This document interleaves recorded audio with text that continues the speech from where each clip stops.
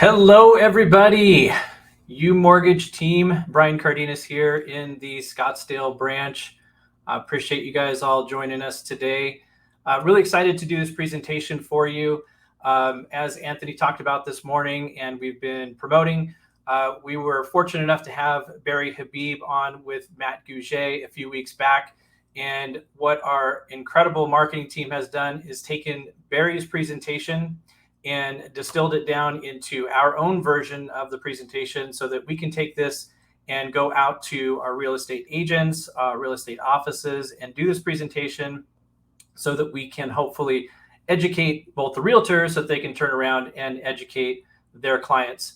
And really what we're going to be talking about today is how can we take all of the anxiety and uncertainty about what we're seeing in the market today and see if we can find some opportunities for our agents and for our clients to be able to thrive in this market. And so we're first going to start out with talking about the two big questions that are on everybody's mind. And that is, number one, is there a housing bubble? And then, of course, what in the hell is going on with mortgage rates? So we're going to start with that last question first.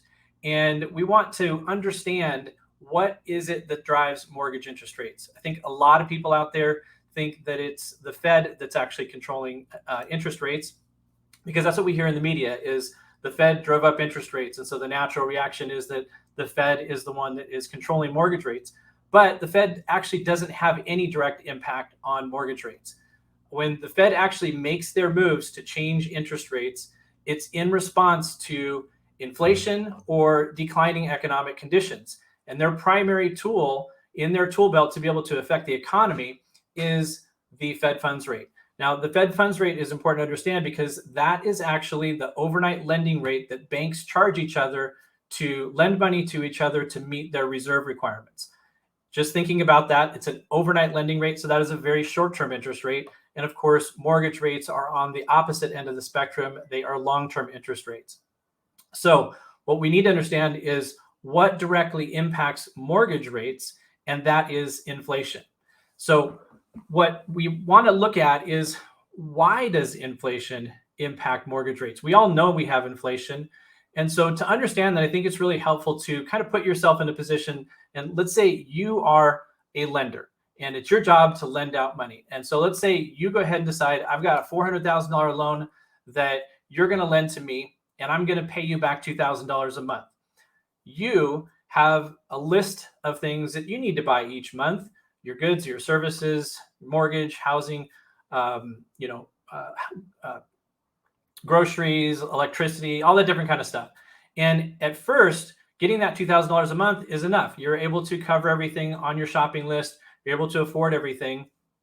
But what ends up happening is, over time, as things start to get more expensive, as we're experiencing, you start running out of money before you finish your shopping list. Your buying power is actually eroding. And that's what inflation is. That's what it ends up doing to people. So when inflation is down near 1%, it was barely noticeable.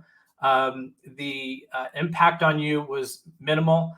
And since you already made that loan out to me at that $2,000 a month income, when inflation starts to creep up and gets north of 8%, almost 9%, now you start noticing the impact of inflation. But you already made that loan, so you can't change the terms on me. So now the next loan that you're going to make, which you need to keep doing because that's your business, you just decide that, hey, I'm not going to collect $2,000 a month on that anymore. I'm going to need to get, say, $2,500 a month to protect myself from the rising cost of all the things on my shopping list. And that's why inflation pushes interest rates up. Things get more expensive. The lenders have to collect more interest in order to cover the things that they want to cover in their expenses. So you need to earn more money to be able to afford all the things on your shopping list. So thinking about what the definition is of inflation, and that is too many dollars chasing too few goods. What happened? How did we get here? Well, COVID really started us in this current situation that we have. Obviously, we know what happened. All the supply chains got cut off. You can remember how hard it was to get toilet paper. Businesses got shut down. People got laid off. And so there was a tightening of the economy. And then what happened is the government said, okay, we got to come in and start giving people money, doing COVID stimulus checks, and spending money to put more money back into the economy. People now started to have money coming in that they maybe didn't have before. A lot of people got money and they didn't even need it.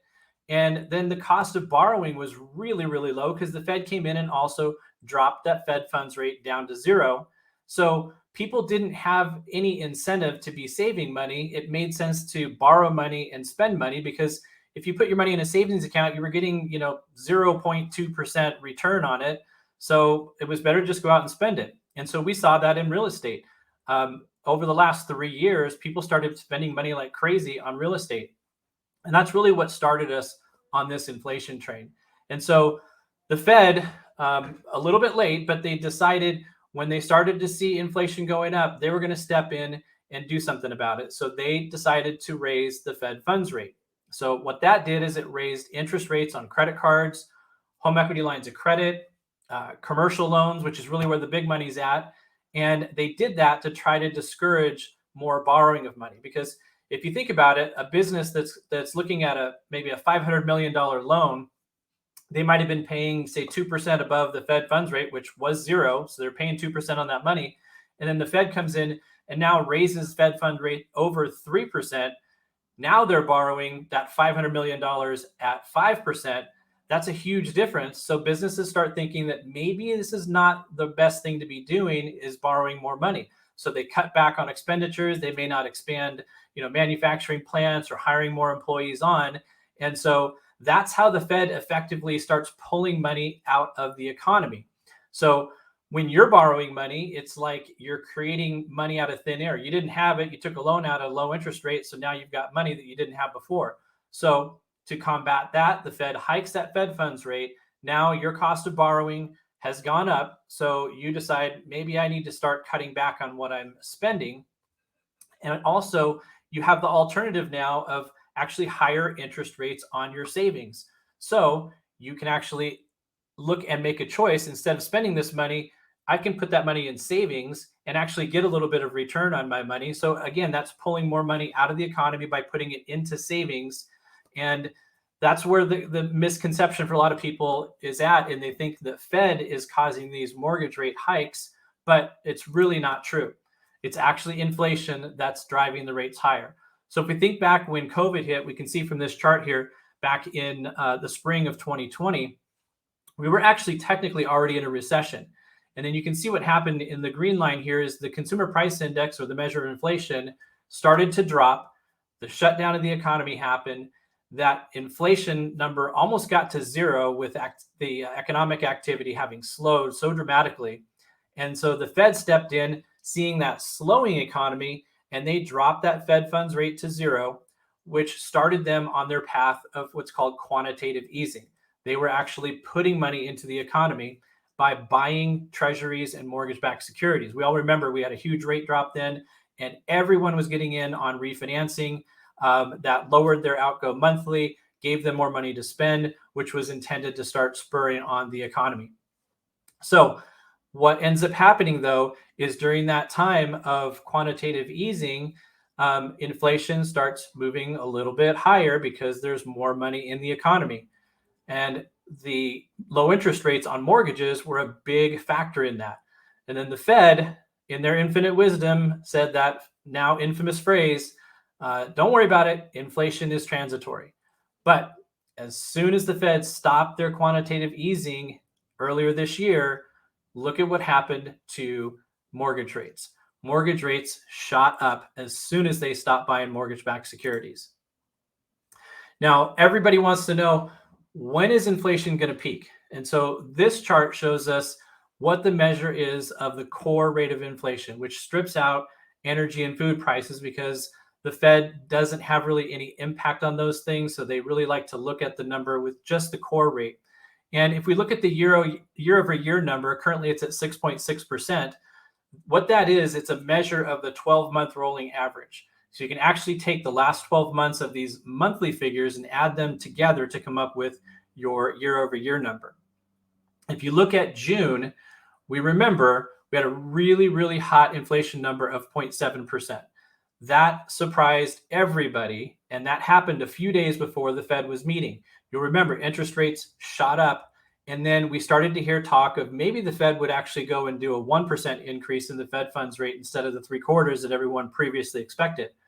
But they decided not to panic the markets. They only did 0.75% increase. And what happened? Mortgage rates actually came down. Then you started to hear talk of maybe peak inflation happened in July. And the reason for that is we got a low monthly figure of 0.3% in July. And what that did is in that year over year number, it replaced the previous July reading of 0.3%, which was obviously equal. So no longer were we having the year over year number go higher when we had that low reading coming in July of 22. And people started talking about, hey, maybe the worst is over. But a lot of people actually understood that that was probably not true. In August, then what we saw is that monthly core CPI number of 0.6, again, a really high number. It replaced a really low number of 0.2% back in August of 2021. That 0.4% increase really sent that CPI year over year number higher again. And that really got the inflation fears stoked again. In September, we just got that reading of 0.6%. That replaced a 0.3% number back in 2021. And what happened? Again, higher year over year numbers got everybody afraid that, definitely the worst was not over. And it caused interest rates to continue to climb on mortgages. But what we're actually looking for is that going forward, if we go back to last year, we see a real high number of 0.6% in October of 2021. A high number for November, December, January, February. These are all high numbers. If we can actually get a lower number than 0.6% in October of this year, and then hopefully a lower number in November, then we'll see these year over year numbers start to come down with those lower readings. Barry Habib actually shared on his event with us a few weeks ago that he was even thinking that mortgage rates could be back down into the 4s somewhere, either the fourth quarter of this year or the first quarter of next year. So the upcoming meeting is on November 2nd, and the next CPI print is going to be on the 10th of November. So around these two times, we're going to see what we're headed for going through the rest of the fourth quarter. Another problem that we have, though, and it's hard to make these predictions, is that the Fed always seems to get things wrong.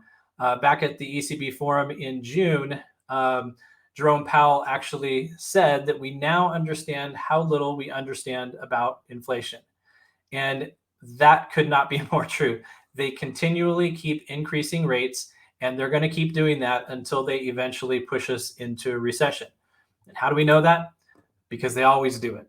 If we look at this chart, this shows the Fed hikes and recession. So these periods, the vertical bars here are recessions. And if we look back, we can see that there is a pattern that's formed here. Many people think that we're already in a recession. And if you look at this, you can see that they always push us into a recession. The Fed funds rate, you'll see increases before this recession, then it comes down, increases, comes down, increases, comes down. And it happens in a pattern every single time. They keep increasing rates until they end up pushing us into a recession. The recession ends up pulling us back into lower Fed funds rate and then lower interest rates. And the problem is that the Fed seems to lack the patience to see what effect they're having on the economy. If you think about it this way, when the Fed hikes a rate, let's say they did it today, you don't get your credit card or your HELOC bill for a few weeks. Maybe at the end of the month, you have the new rate assessed on there. Really doesn't impact you because your interest charges were from this prior month. So you go ahead and make that payment a few weeks later when the bill is due. Probably don't start changing your spending habits just yet, but then the next bill comes out and you start to take a notice of the increase, and maybe you start decreasing your spending a little bit. But by that time, you're like 2.5 months after the Fed funds increase happened. And by that time, the Fed has probably already met again and raised rates again before they actually had a chance to see what impact it had on your spending from their previous one. It really takes like 3 to 6 months for those effects to actually be felt in the economy. But unfortunately, the Fed doesn't have a history of having the patience to wait things out and see what happens before they end up hiking us into a recession. One of the other Fed governors, Chris Waller, also recently said, I can't see a recession with a 3.7% unemployment rate. But what they fail to realize is that that's exactly what precedes a recession, a period of really, really low unemployment. And as soon as things start to change, which we're starting to see happen now, then a recession is on the horizon. If you look at this chart, you'll see, again, all the vertical bars are the recession periods. And for the last 70 years, it happens every single time that we get to the lowest point of unemployment. Then it starts to tick up higher, and then we end up in a recession. You can see every single time here, low unemployment, recession, low unemployment, recession, low unemployment, recession, and time and time and time again. So why is this? Think about it. Things are going well in the economy. Employers are hiring people. That brings the unemployment rate down. Everything's going great. Then when things start to take a little bit of a turn, you've got a hot economy, which is what we had. Then inflation pressures start to tick up. Then the change happens in the economy. When things start to slow down, as they are now with higher interest rates, the employers decide, okay, we're going to stop hiring, and then they start laying people off. I mean, obviously, look and see what's happening in the real estate and the mortgage industry. We're seeing lots of layoffs. Then the snowball effect starts to take hold, and those people that got laid off, now they don't have any extra money. People stop spending their discretionary income, and then as they stop spending, businesses start slowing because now they don't have quite as much business, and so they decide, okay, I need to start laying off some people. And then we start to see unemployment going higher and higher. Happens every single time. And the Fed is really just not looking far enough down into the future to see those rough waters that we've got ahead of us. Of course, everybody wants to know what's going to happen with mortgage rates in a recession. That's probably the number one or number two question that we hear all the time. Again, if we look back at 50 years of history to see what impact we have to look forward to, we can see that during a recession, mortgage rates end up declining. And if you look at each chart here, you get into a recession, mortgage rates come down. They may tick up initially, but they end up coming down. Again, rates coming down, rates coming down, rates coming down, rates coming down again. So recessions end up slowing the economy down. That's the nature of what a recession is. It slows down the movement of money. It slows down business activity, slows down spending. And as a result of all that slowdown, it slows down inflation. And of course, as we talked about before, inflation is the primary driver of where mortgage rates go. So if inflation comes down, so will interest rates. There was a 4.5% or 4.25% decline back at this point. There was a 5% decline. Here there was 2.25%. I don't know if my math is good on that. We got about 0.5% decline there, a little over percent decline there, and a 1% decline there. So we look again at the recession and wonder, what is it going to do to housing? The number one thing that I can tell everybody is don't listen to the media, because all you're going to hear from the media is we've got a market crash on our hands, we've got a housing bubble, don't buy a home, all those fear tactics. But again, look at history. 8 out of 9 of the last recessions in the last 60 years, housing did well. You can see that a flat or stable prices, increasing prices here, increasing. The one exception is in 2008. We all know that was the housing bubble or housing crash was not caused by a recession. We can see prices started coming down before we actually entered into a recession. What happened is housing and mortgage lending policies were way too lax. We had way more supply of homes being built than ever in history, and there was not enough demand for those homes. The housing market collapsed, and that threw us into a recession. We obviously all know that is not happening right now. Now, if you can see here, part of the explanation for what happened is of why housing stays really strong is that back in 2005, 2006, the annual completions, the color bars here, were going up each year. And they got to the point where they were the highest in history. Then what they weren't paying attention to is these white bars. These white bars are household growth, household formations.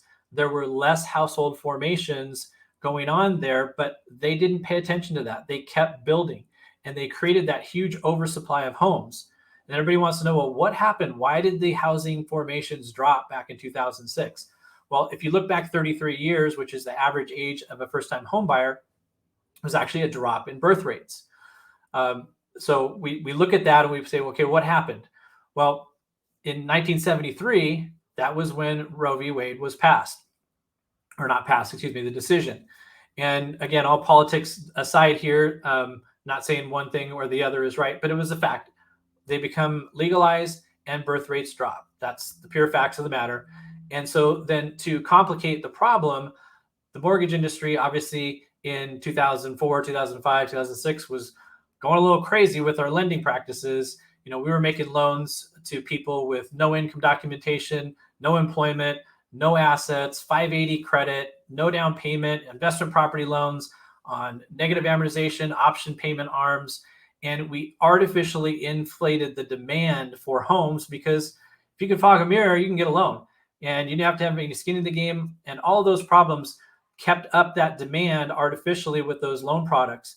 And then once those arms started to adjust, that bubble burst. Then what we keep hearing about a lot in the media is that there's all these famous people who come out and make really outlandish statements. And the first one is good old Grant Cardone.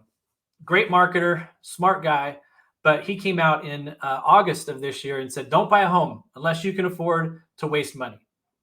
Of course, that gets people's attention. People wonder, well, what is he talking about? Well, he believes that you shouldn't own a home unless it creates income for you. And he's a great marketer. So a lot of people listen to him. So, if we give him the benefit of the doubt, he actually put together an example to defend his argument. So we'll just take his numbers. We'll assume that his math is correct, which it's not, but we'll walk through his numbers. He said you buy a $100,000 home with $5,000 down. 10 years later, the home sells for $200,000. Seems like a great profit of $100,000 from your $5,000 investment. He says you got to think about the cost, which is true. 10 years of interest at 6%, $60,000. 10 years of property taxes at 2%, $20,000. Real estate fees to sell the home, 6%, $6,000. And the cost before any maintenance expenses is $86,000. So he's whittling you down and saying, okay, you're only making $14,000 in 10 years or a 1.4% per year return. And that's before any expenses for, roof, plumbing, paint, any kind of maintenance or anything like that. But he's forgetting a big piece of this comparison. Where are you going to live? If you don't buy, you're going to rent. And he leaves the cost of rent that you're avoiding by purchasing your home. So if you assume a $1,500 a month starting rent amount with 6% annual increases, you'd spend $237,000 in 10 years. So if you add that savings to the $14,000 profit that you made, your rate of your return on your money would actually be like 500% per year.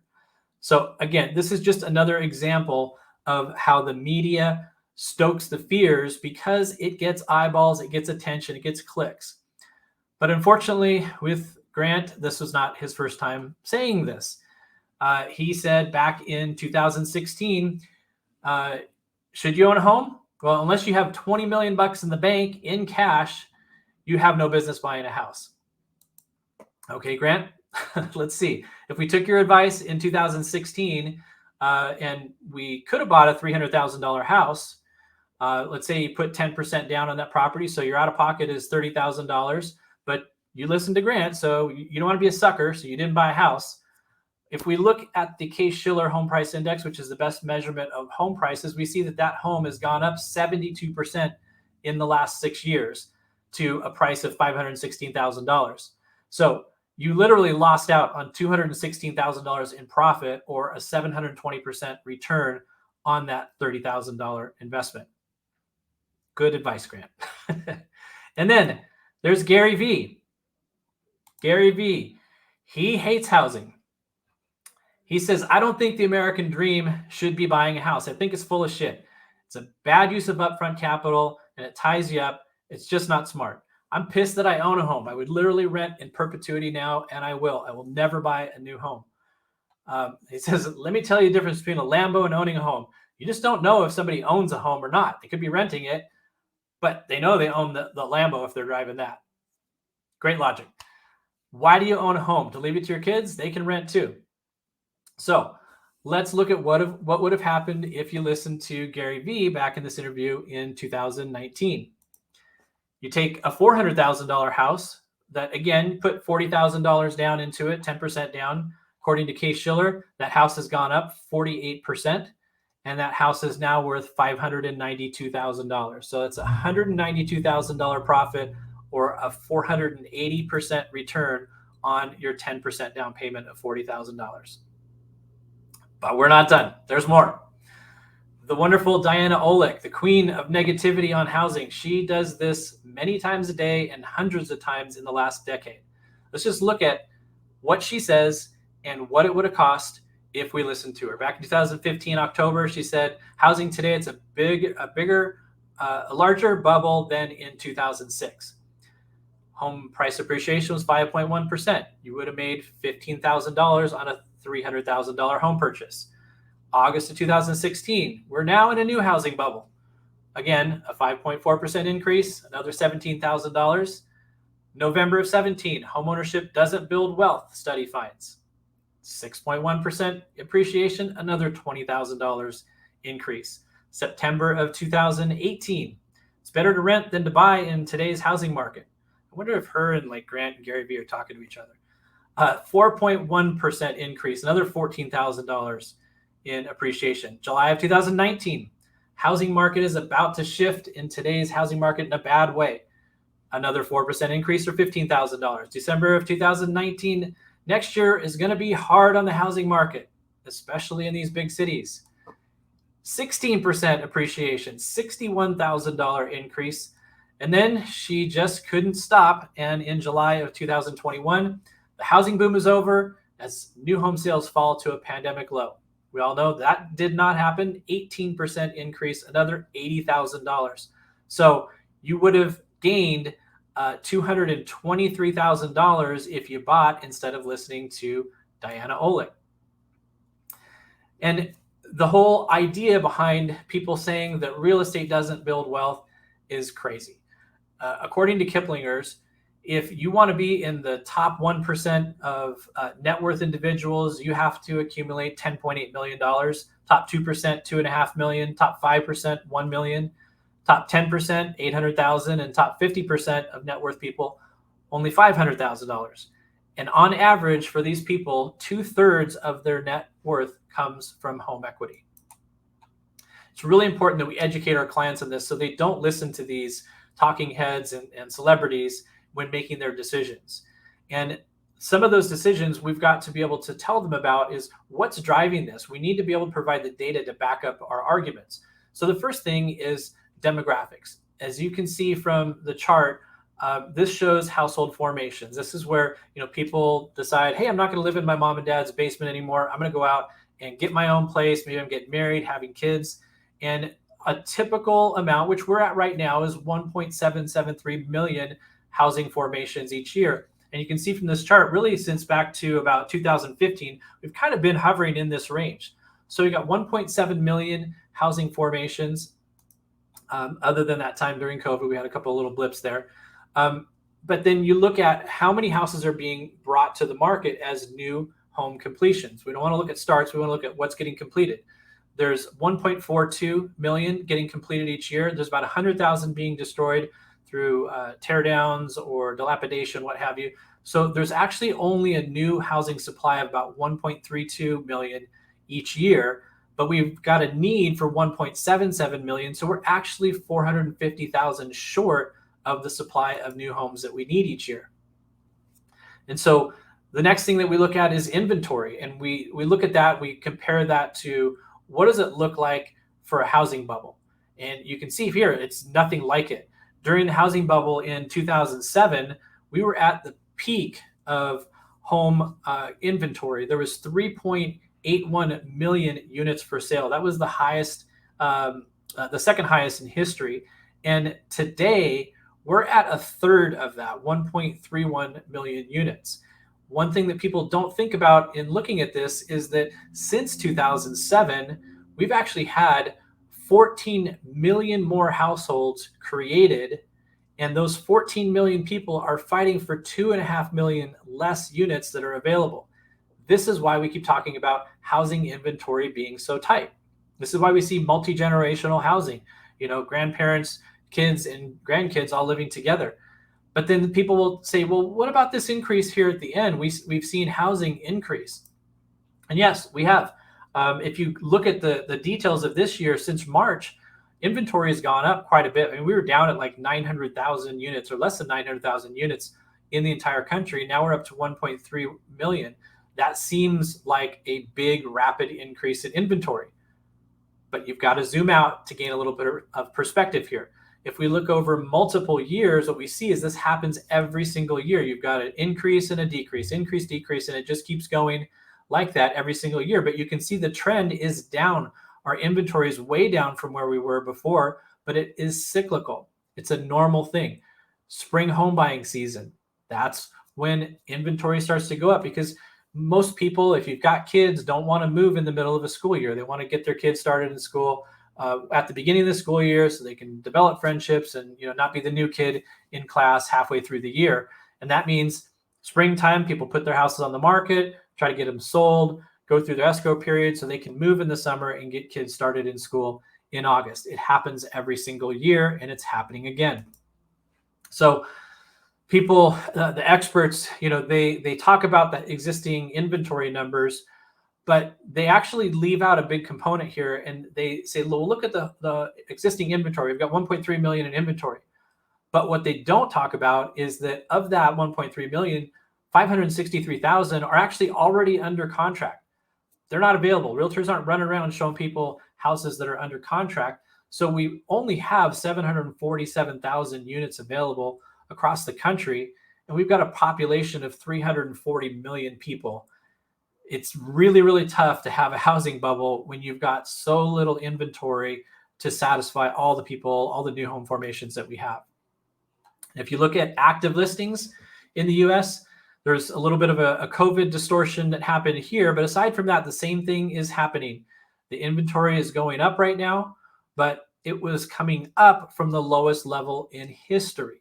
We have to keep that in mind when they talk about, wow, this drastic increase. Yeah, it's a drastic increase, but it's way lower than we normally are in a normal market. And it's just coming up from the lowest point ever that we had.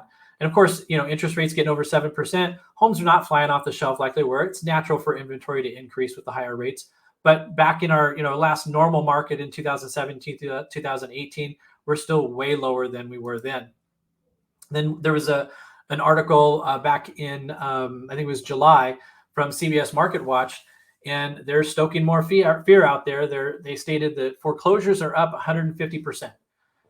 That was true, but it was up 150% from 2021. Again, step back, get a little perspective here. In 2021, what do we have going on? We had foreclosure moratoriums and forbearance. So what was actually happening is that people that are going through the foreclosure process now, the majority of those people were actually already in the foreclosure process or the notice of default process prior to COVID, prior to all the moratoriums. So it's not a function of where the market is now that's causing those foreclosures. If you compare this to a more normal year, we're down 40% from what we would consider a normal year, and we're down 90% from the last time that we actually had a foreclosure problem. Now, the other thing that we hear about in the market is affordability. And obviously, affordability is not as good as it was last year. You're not going to get any argument there. But what we have to look at is, again, step back and look at some of the other factors. Now, the media stops talking about things after they tell you what the home payment increase is. They don't mention this last column here, which according to ADP is the increase in household incomes. They did a survey and they found that people that stayed in their current job, their income went up by 7.6%. People that switched jobs actually had a 16% increase in their income, but more people stayed. So the blended increase was 9%. So back in 2021, a $400,000 loan at 3.5% interest rate had a principal and interest of about $1,800. Fannie Mae tells us that the household income that was typically needed to afford that housing payment was about $9,000 a month.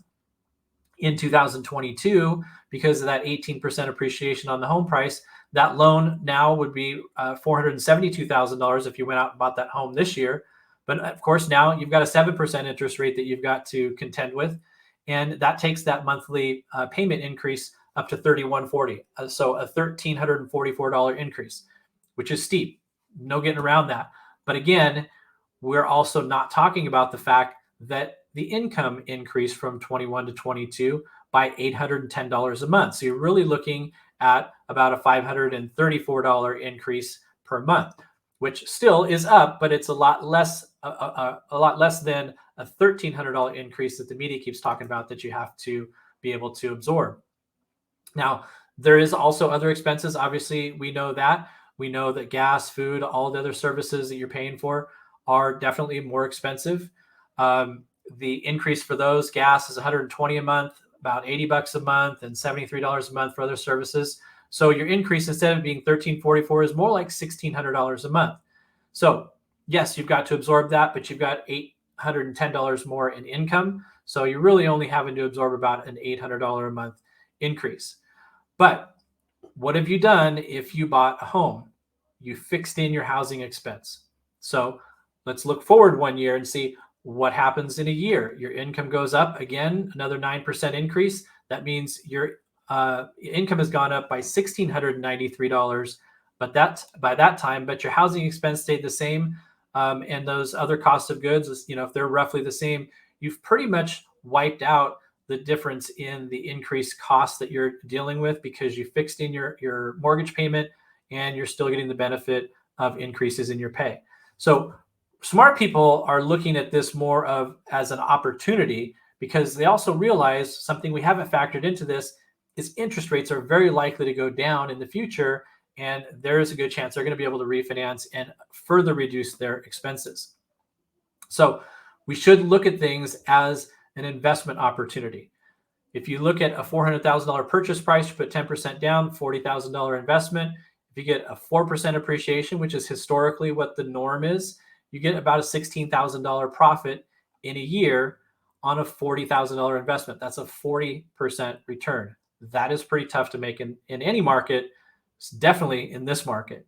But this doesn't include, a payment that you'll make for rent as an alternative in the comparison. This is just strictly what do you gain on the money that you put into a house if you buy it, looking at it from the investment perspective. But then some people may not exactly qualify for the lowest rates, self-employed people with challenging credit histories, and they may have to go get a non-QM loan. So the question for them is this still a good idea to buy? If you look at that, again, a $400,000 purchase price, 10% down, but they've got to get a 9% interest rate. They expect to be in the house for 9 years. You've got property tax increases, repair estimates, and then a cost of selling.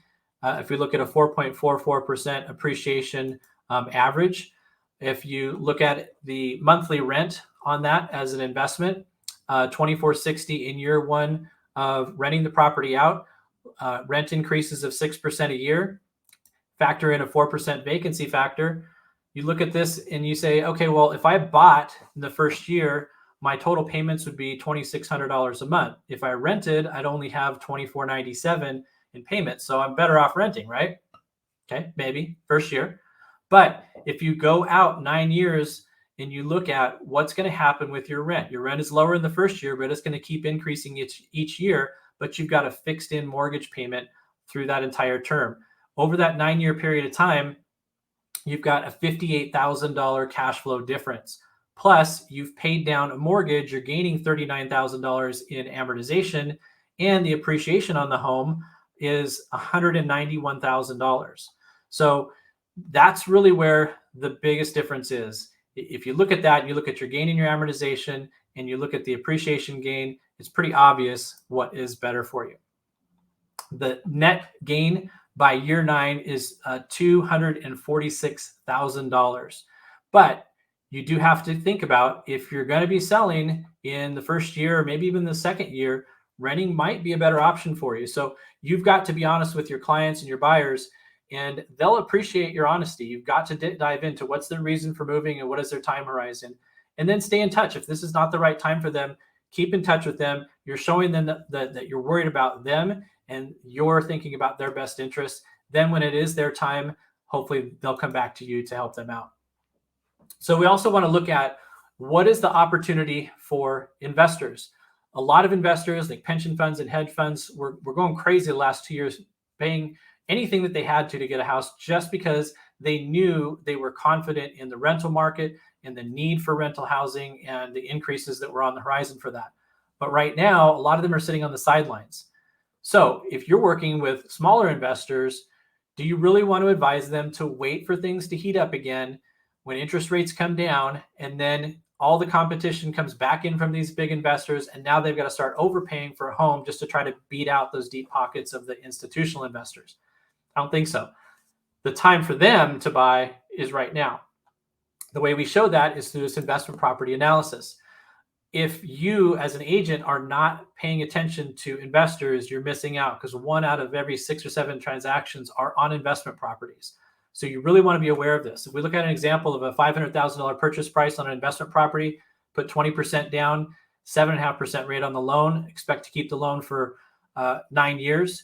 You've got about $14,500 in closing costs, an average monthly repair cost, property tax increase of 2%, 6% when you go to sell, looking at a 4.44% appreciation. The rental income that you would receive is approximately $3,075. That's including a vacancy rate in here. And if you look at year 1, what are the results? You're going to probably be in the negative in year 1. Your rental income, this is the vacancy factored into it, plus your expenses for taxes, insurance, maintenance, and all that. You're going to be probably in the negative for the first year. So if you're going to invest for 1 year, probably don't want to do it. But if you're going to invest for the long term, then you look at the year 9. Rental income during that time, cumulatively, you would have received $400,000 in rental income. You would have had $370,000 in expenses. So your cumulative cash flow would be $30,000 cash on cash return. That's a 27% return on your money. If you go and look at the details here, you can see here's all your rental income. Here's all your expenses.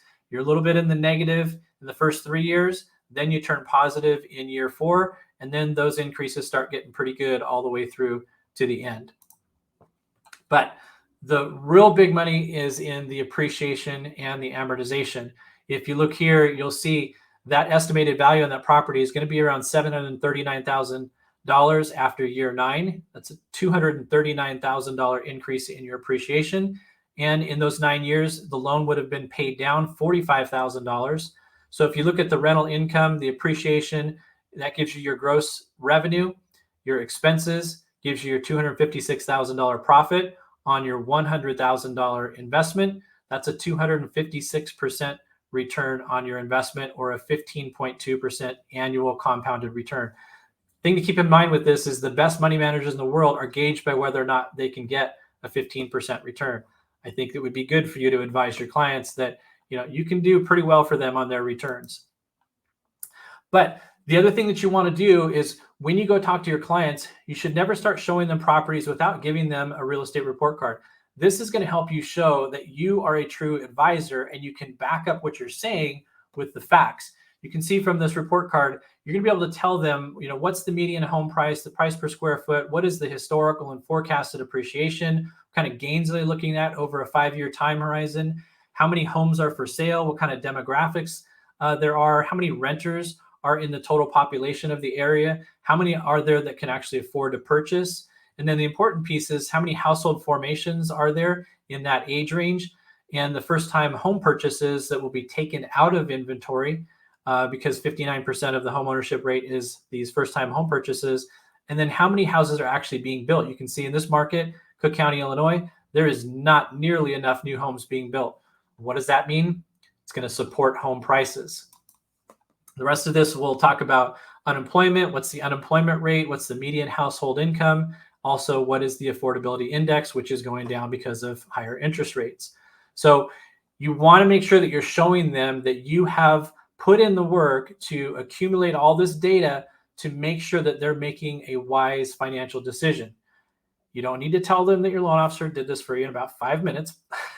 It's going to have a lot of great information for them. So You just need to be able to go and find those buyers who are willing and able to qualify and they can afford a home at the current numbers. So what do?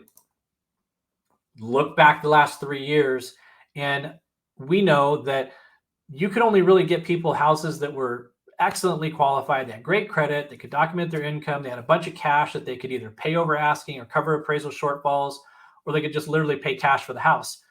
But those slightly less qualified buyers, the first-time home buyers, ones who were qualified, they just didn't have a lot of extra cash, or people that were contingent, had to sell their home first, or maybe some that just had some challenges in qualifying, they all got locked out of buying homes. And so it's time for us now to serve our communities and go back to them, get them to your loan officer, revisit their qualifications to see if they can qualify now. Because we know with less competition and tons more choices, we have a lot more ways to help them. With the financing, we can look at some of the creative options that we have with regular, conventional, and government down payment assistance. We do have that available for people. There's seller concessions, tons of markets. There's the ability to get maximum seller concessions. We can use those to help with closing costs. We can do temporary 2-1 buy downs everyone's talking about, or permanent rate buy downs. And then for those a little bit outside the box situations, we can get financing for people that have no income to document, no employment history. We can use bank statements for self-employed people. We can document just 1 year of income. We can do loans with no employment stated on their application and using bank statement deposits for their income. And then for the investors out there, we can do the investor cash flow loan programs or debt service coverage ratio loans, where they're not even looking at the borrower. They're just looking at the property and does the property's projected rents support the housing expenses. Really, it's their time to take advantage of this market. But it's also your time not to procrastinate. You need to go out and create those opportunities for your clients. People want to know, how do you grow in this market? How do you grow exponentially? And the main thing is you got to take action. Just an example, you could save a penny and see what would happen if that penny doubled each day. By the end of the first week, you save a whopping 64 cents. The second week, $81. The third week, up to $10,000. By the fourth week, 1.3 million. And by the end of the month, it's $10 million. This is the way you get to exponential growth. Don't procrastinate. Procrastination is a thief that will steal from you and your family and your clients. And it's really your obligation to make sure that you educate clients, give them factual information so that they don't in turn procrastinate. So the thing I want to leave y'all with is, don't focus on the past and lose sight of the future. Back in 1899, Charles Duell, he's the head of the U.S. Patent Office, he actually wanted to close the patent office because he said, quote, "Everything that can be invented has already been invented," in 1899. Can you imagine being that wrong? The lesson here is, don't lack foresight. Don't be caught looking backward. Your best opportunities lie ahead. I appreciate you guys taking the time to sit through this presentation today. Hopefully we shared some good information with you. If you do have any questions, make sure you to reach out and let us know.